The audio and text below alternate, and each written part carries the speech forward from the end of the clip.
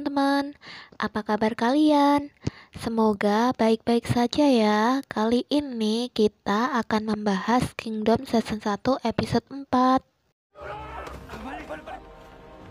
Di episode sebelumnya, para petinggi keamanan bersama Sio Bengpal yang diperintahkan Putra Mahkota untuk membakar mayat. Malah mereka mengamankan diri pergi dari Dongnai dengan menggunakan kapal. 배에 올라떠났습니다. 해가 지면 Putra Mahkota kemudian memerintahkan mereka untuk kembali ke klinik tabib Le sebelum matahari terbenam agar mereka aman. Saat perjalanan menuju klinik tabib Le, mereka melihat di samping jalan banyak mayat-mayat yang bertumpukan. Karena jarak antara dermaga dan klinik tabib Le lumayan jauh, saat mereka hampir sampai, tiba-tiba mayat-mayat tersebut mulai bergerak karena memang hari sudah mulai gelap. Putra Mahkota lalu memerintahkan mereka untuk berlari agar cepat sampai di klinik. Putra Mahkota dan pengawalnya membantu mendorong gerobak yang memuat orang-orang sakit. Gerobak tersebut tiba-tiba macet, sedangkan mayat-mayat sudah mulai aktif bergerak dan bangun. Pengawal Putra Mahkota memintanya untuk meninggalkan mereka, karena itu sangat berbahaya. Namun Putra Mahkota menolaknya. Ia berkata, ia tidak akan meninggalkan satu orang pun. Yongsin lalu datang membantu mereka mendorong gerobak tersebut, sedangkan mayat-mayat mulai mengejar mereka. Untungnya mereka semua selamat dan berhasil masuk ke dalam klinik.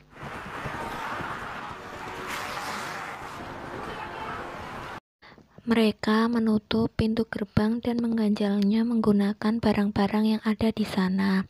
Putra Mahkota memerintahkan orang tua, anak-anak, dan perempuan untuk bersembunyi, sedangkan orang yang bisa bertarung untuk berjaga-jaga jika mayat-mayat tersebut mulai menyerang.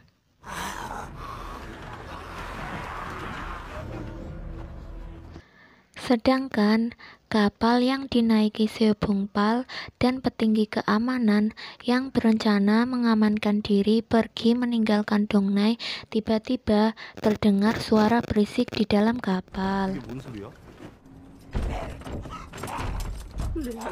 Setelah mereka lihat, ternyata ada mayat hidup yang dibawa oleh salah satu penumpang ke dalam kapal tersebut.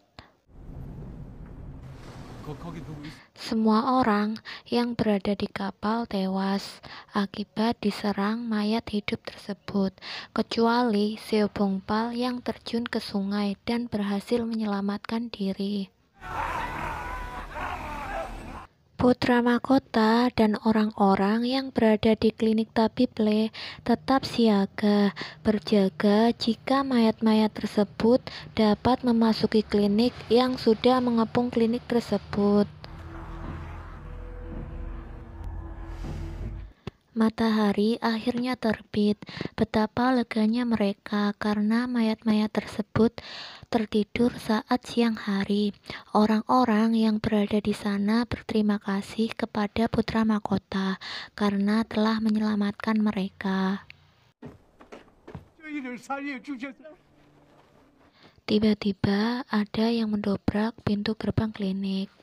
Ternyata tentara kerajaan yang diperintahkan Menteri Cho untuk menangkap Putra Mahkota yang dituduh berkhianat dan membunuh komandan tentara kerajaan yang tak lain anak Menteri Cho.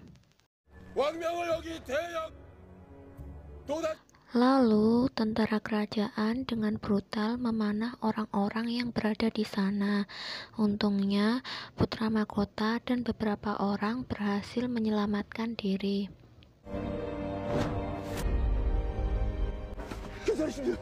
Di kerajaan, para menteri menerima sinyal api yang menyala. Sinyal tersebut menandakan bahwa negara dalam bahaya. Kemudian, mereka berusaha menemui sang raja. Menteri Cho yang awalnya melarang mereka menemui sang raja, tiba-tiba dia mengantar mereka bertemu sang raja. Setelah di istana raja, lalu seorang pelayan membuka tirai kamar raja. Betapa terkejutnya mereka setelah melihat penampakan raja yang menjadi monster. Dan Menteri Cho menyuruh para menteri untuk hormat dan tetap menganggap raja sebagai raja mereka, walaupun raja sudah menjadi monster. 잘 보시오. 이분은 누구십니까? Menteri Cho kemudian menemui sang ratu dengan membawa sebuah kotak. Betapa terkejutnya sang ratu setelah membuka kotak tersebut.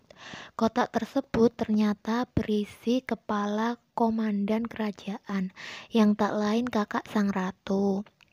Menteri Cho berkata, sang ratu harus melahirkan seorang putra agar dapat merebut posisi putra mahkota sebagai pewaris tahta. 드리겠습니다. Untuk season 4 sampai di sini dulu ya. Untuk season selanjutnya, tunggu video-video berikutnya. Jangan lupa like, komen, subscribe, dan nyalakan lonceng notifikasinya. Terima kasih.